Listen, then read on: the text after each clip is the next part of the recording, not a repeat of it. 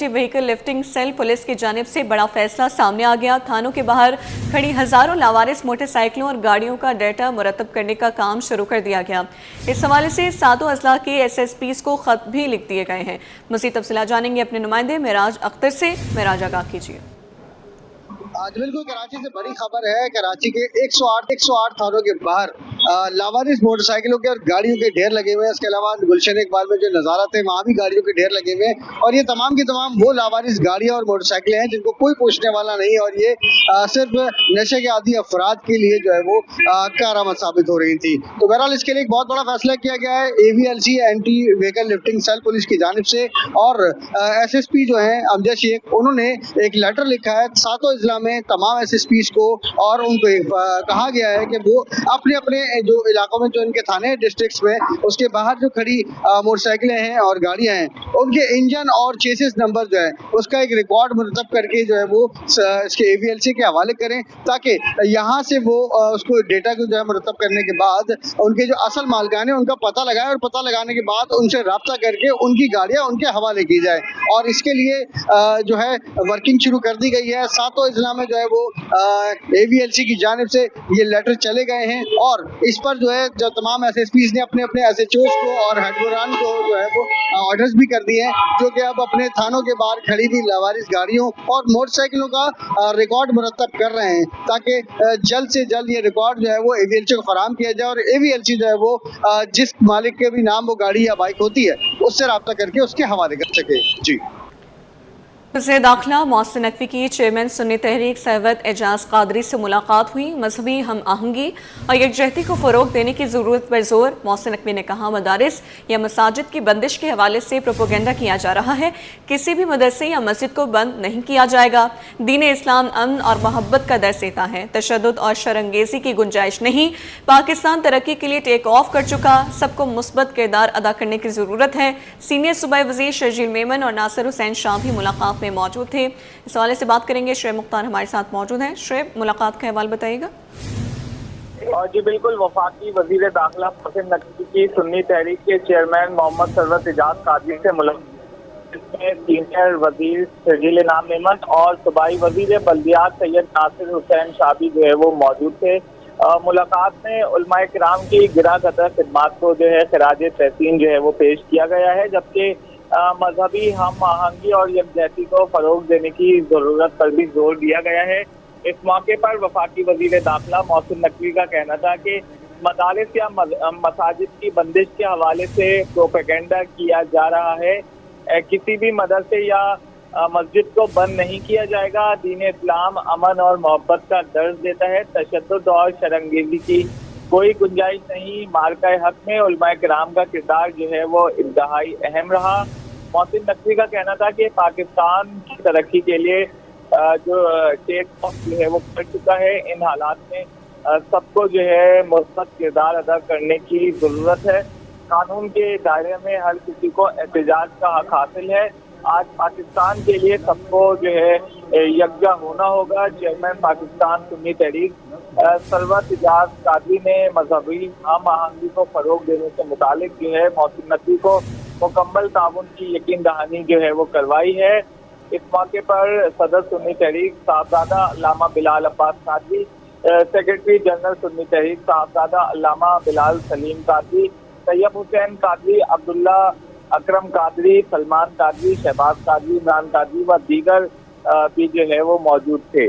जी ठीक है शुएब, आगाह करने के लिए शुक्रिया।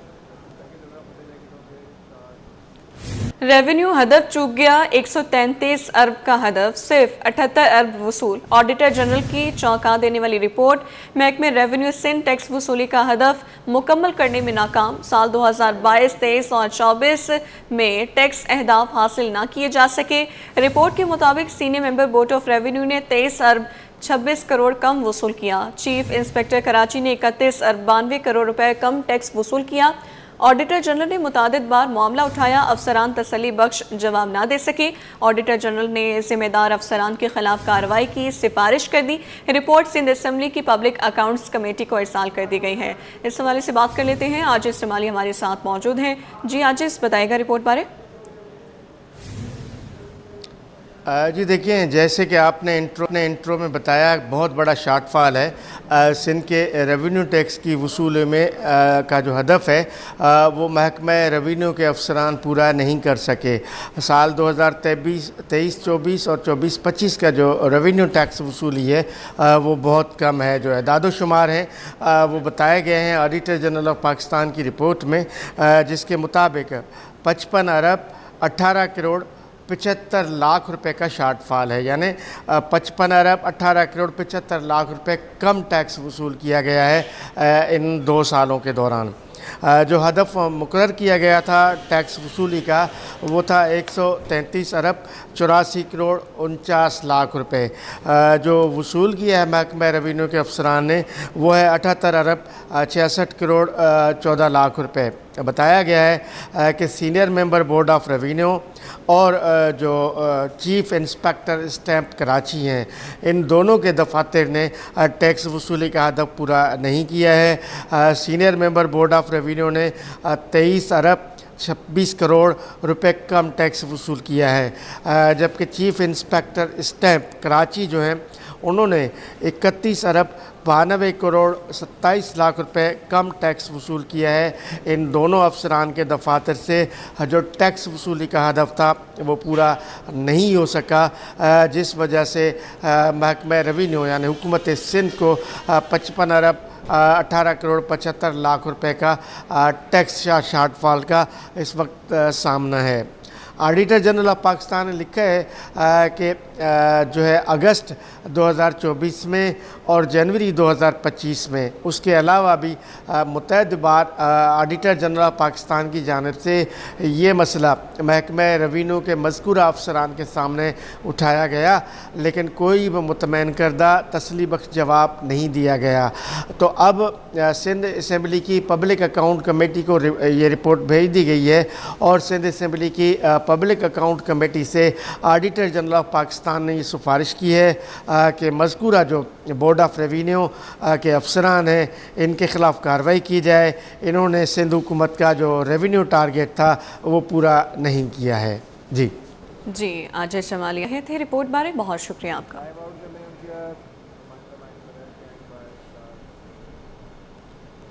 सिंध विमेन कमीशन में नई क़यादत, ख़वातीन के मसाइल के हल की नई उम्मीद। Advocate Rubina Barohi chairperson Sindh women commission मुकर्रर।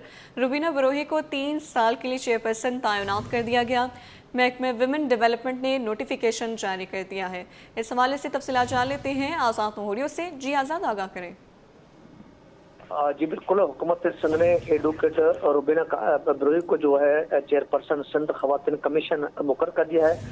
इस हवाले से रुबीना का तैनाती 3 साल की मुद्दत तक कर दी गई है, जबकि वज़ीर आला सिंध की मंजूरी के बाद रुबीना बरोही को जो है अहम ओहदा दे दिया गया है। इस हवाले से महकमा वुमेन डेवलपमेंट ने नोटिफिकेशन भी जारी कर दिया है, जबकि एडवोकेट रुबीना बरोही मुख्तलिफ समाजी जो खवातीन के फलाह के लिए काम करने वाली तंजीमें हैं उनमें भी कई अहम ओहदों पर फ़राइज़ सर अंजाम दे चुकी है। इस वक्त जो सिंध हुकूमत ने उन खदमात के एवज़ जो है चेयरपर्सन सिंध खवातीन कमीशन तैनात कर दिया है।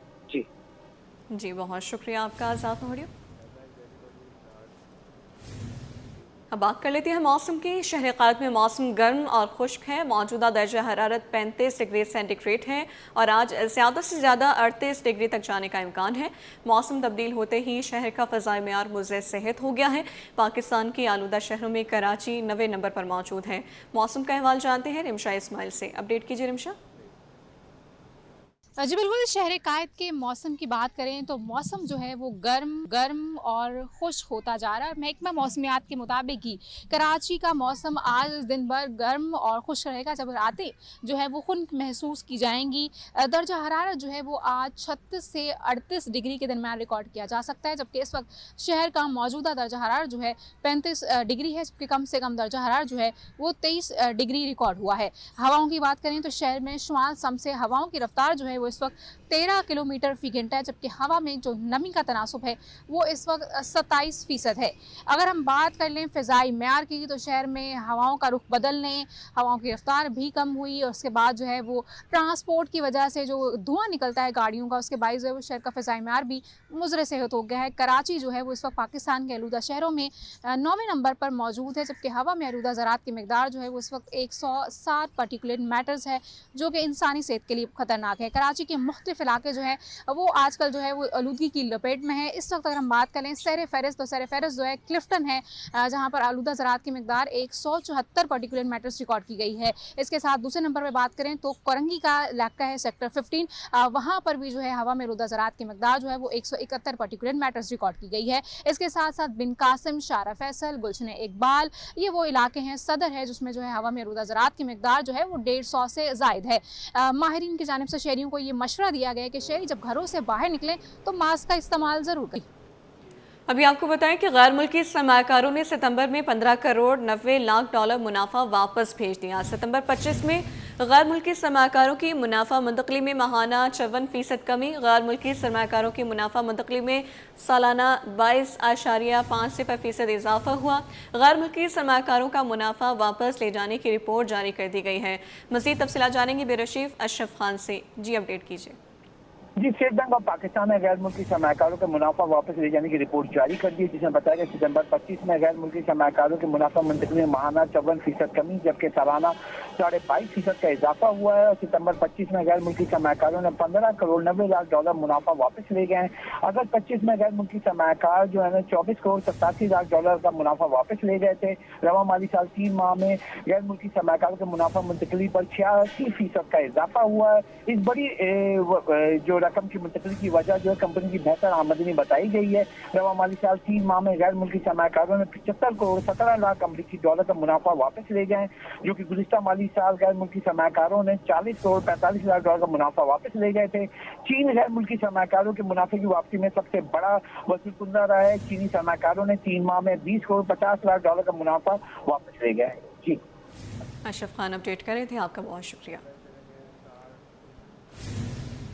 पाकिस्तान स्टॉक एक्सचेंज में मुस्बत रुझान है। 100 इंडेक्स में 816 पॉइंट्स का इजाफा हो गया। इंडेक्स 1,68,163 की सतह पर पहुंच गया है। मार्केट की ताज़ा तरीन सूरत हाल जानते हैं काविश मेमन से। जी काविश। जी बिल्कुल, देखिए पाकिस्तान स्टॉक मार्केट में आज भी कारोबार का मजबूत आगाज हुआ था, लेकिन साथ ही साथ देख रहे हैं कि मार्केट में करेक्शन का अमल भी देखा जा रहा है। मजमूई तौर पर मार्केट की क्या सूरत हाल है, हमारे साथ जावेद खनानी मौजूद है, उनसे बात करते हैं। जावेद साहब बताइएगा कौन से ऐसे फैक्टर्स हैं जिसकी वजह से मार्केट में तेजी और उतार चढ़ाव देखा जा रहा है? जी, मार्केट अपने अपने हिस्टोरिकल हाई पे थी। कल भी बहुत ज़्यादा काम हुए, बाइंग बहुत ज़्यादा हो गई है, तो लोग अपना माल थोड़ा सा सेल ऑफ कर रहे हैं। इसकी वजह से आपको मार्केट में उतार चढ़ाव नजर आता रहेगा।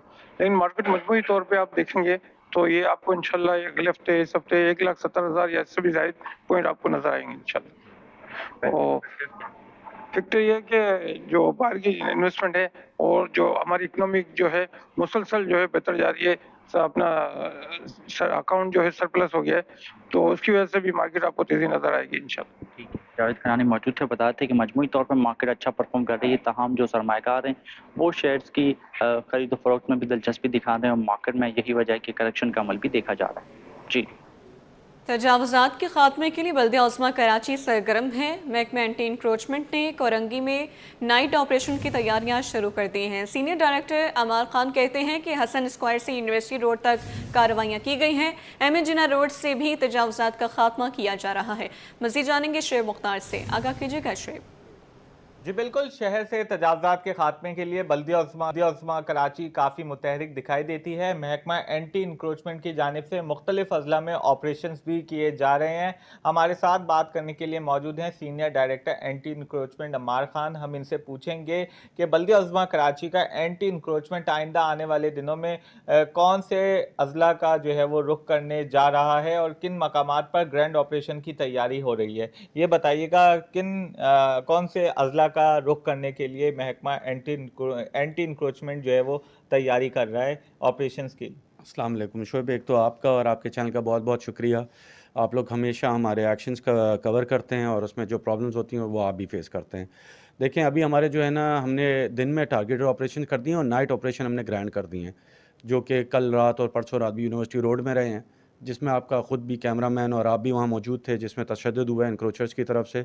हमारे एम्प्लॉय के ऊपर भी 18 टाँके आए हैं, उसको हमने FIR कटवा दी अल्हम्दुलिल्लाह, और वो भी जो भी था उसको हमने जेल करा दिया है। अभी कोर्ट ऑफ लॉ से देखते हैं क्या डिसाइड होता है। देखिए, कार्रवाई तो हमारी अभी यूनिवर्सिटी रोड, हसन स्क्वायर से यूनिवर्सिटी रोड तक हमारी ये एवरी डे ऑलमोस्ट हमारी चल रही है, पिछले 3 दिन से रेगुलर है। उसके बाद हम कोरंगी की तरफ जा रहे हैं नाइट ऑपरेशंस लेके, और फिर MA जिन्ना में तो हमारी बर्वक कार्रवाई अल्हम्दुलिल्लाह चल ही रही है। MA जिन्ना पे अभी हम लोग जिस वक्त बात कर रहे हैं, सदर में ऑपरेशन चल रहा है और आराम बाग में ऑपरेशन चल रहा है।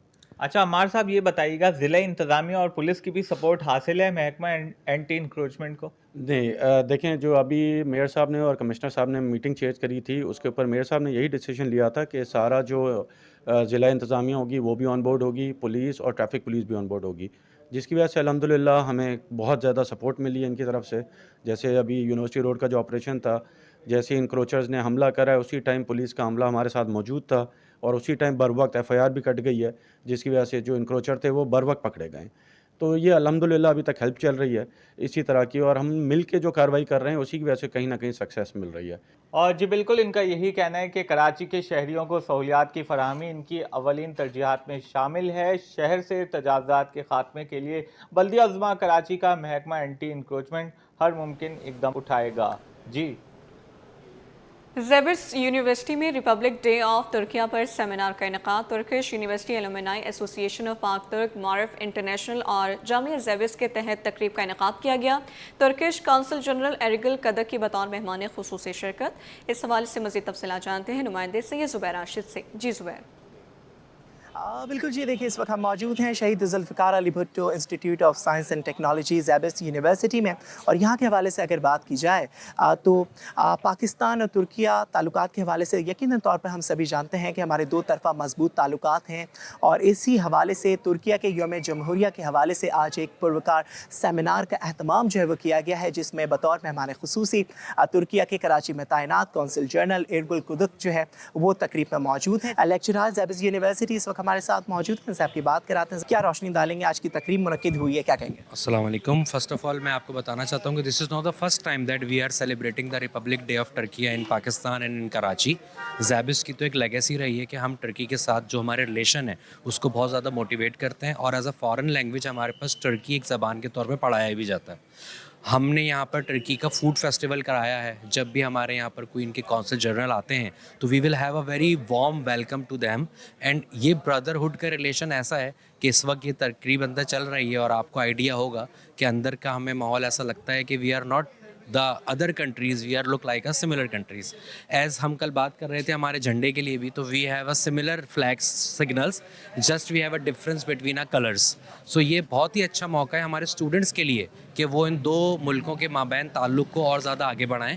हमारे यहाँ पर टर्की की स्कॉलरशिप्स भी आती हैं, टर्की की और यूनिवर्सिटीज़ भी आती हैं। We have a very close relation with each other, और as a part of a SZABIST मुझे ये बहुत खुशी है कि हम इस चीज़ को बहुत प्रॉपर पुरवकार तरीके से सेलिब्रेट कर रहे हैं। बिल्कुल प्रॉपर पुरवकार तरीके से सेलिब्रेट किया जा रहा है, और अभी भी तकरीब जो है वो उसका इनेकाद जो है वो यकीनन यहाँ पे हमें देखने को नज़र आता है, और जारी व सारी है, और पाकिस्तान तुर्किया ताल्लुकात के हवाले से मुख्तलिफ पहलुओं को उजागर किया जा रहा है। बल्कि जो तलबा व तालिबात हैं उनको तुर्किया की सकाफ़त, तुर्किया की तारीख़ से मुतल्लिक भी यहाँ पर रोशनास करवाया जा रहा है, और सिर्फ और सिर्फ यही मकसद है तुर्किया के यौम जमहूरिया की सेलिब्रेशन का कि हमारा जो बच्चा है तुर्किया की तारीख़ के हवाले से ज़रा उन पहलुओं पर नज़रसानी करे जिसको यकीनन हमें समझने और देखने की ज़रूरत है। जी आगे बढ़े और आपको बताएं कि पाकिस्तान रेलवे ने मुसाफिरों की कमी के बायस 2 ट्रेनें मुअत्तल कर दी, जबकि मुल्क के मुख्तलिफ हिस्सों में सैलाब से रेलवे ट्रैक्स कमज़ोर होने के बायस मुतादिद ट्रेनें ताख़ीर का शिकार हैं। मज़ीद जानते हैं अपनी नुमाइंदा अक्सर शाहिद से। जी अक्सर। जी बिल्कुल, रोज़ाना की तरह आज भी मैं कराची कैंट स्टेशन के लिए रहमान बाबा ट्रेन में मौजूद हूँ। ट्रेन जो है वो इस वक्त जाने के लिए तैयार है, पर ट्रेनों की जो ताख़ीर का सिलसिला है वो रोज़ाना की बुनियाद पर जो है वो कराची कैंट स्टेशन से जो है वो देखा जा रहा है, और ट्रेनें मनसूख होने का सिलसिला भी जो है वो रोज़ाना देखा जा रहा है। आज भी कराची से कोयटा रवाना होने वाली बोलान मिल को जो है वो मनसूख कर दिया गया है, जबकि कराची से लाहौर रवाना होने वाली शाह हुसैन एक्सप्रेस जो है वो हम रोज़ाना की बुनियाद पर मुअत्तल देखते हैं, और ट्रेनों की ताख़ीर जो है वो हम रोज़ाना की बुनियाद पर देख रहे हो। जैसे कि आज भी कराची से लाहौर रवाना होने वाली पाक विदेश एक्सप्रेस जो है वो एक नहीं, दो नहीं, बल्कि 4.5 घंटे जो है वो ताखिर से कराची कैंट स्टेशन से रवाना होगी। 4 बजे का इसका मुकर्रर वक्त है, लेकिन 4.5 घंटे की ताखिर के बाद जो है रात 8:30 बजे कराची कैंट स्टेशन से रवाना होगी। और जैसा कि अब मौसम आ रहा है कि धुंध और आलूदगी बढ़ रही है, तो उसकी वजह से जो ट्रेनें वैसे ही ताखिर का शिकार होती हैं और पहले ही जो वो सैलाब की सूरत हाल के बाद जो वो ट्रेनें जो है वो कम रफ्तार से जो है वो ट्रैक पर चलाई जा रही हैं, ताकि किसी भी किस्म के बड़े और जानी नुकसान से बचा जा सके। खातून मेरे साथ मौजूद है रहमान बाबा के, इनसे पूछ लेते हैं। ये बताइएगा ट्रेनें कितनी ताखिर से पहुँच रही हैं? 2-3 घंटे तो लेट जाती हैं डेली आप ट्रेन में सफ़र करती हैं? जी। तमाम बच्चे आपके साथ हैं? जी जी बिल्कुल, आप ये देख सकते हैं बच्चे यहाँ पर हैं और ये अभी से जो है वो इन्होंने रोना शुरू कर दिया है। और चूंकि पेशावर का सफ़र एक लंबा सफ़र है, 30 से 32 घंटे जो पहुँचते लग जाता है, उसके बावजूद भी जब ट्रेन ताखिर का शिकार होती है तो बड़ी परेशानी का सामना हो जाता है। इस वक्त मैं इकोनॉमी क्लास के डब्बे में मौजूद हूँ और आप देख सकते हैं कि मुसाफिर जो है वो अपनी अपनी ट्रेन के लिए जो वो रवाना होने के लिए ट्रेन में तैयार हैं, लेकिन चूँकि ट्रेनें कम रफ्तार से चलाई जा रही हैं 50 और 55 की स्पीड से, तो उसकी वजह से जो वो ट्रेन ताखिर से पहुँच रही है। और तमाम ट्रेनें जो वो लाहौर से रवाना हो रही हैं, फैसलाबाद और खानेवाल का रास्ता जो है वो ताहाल बंद किया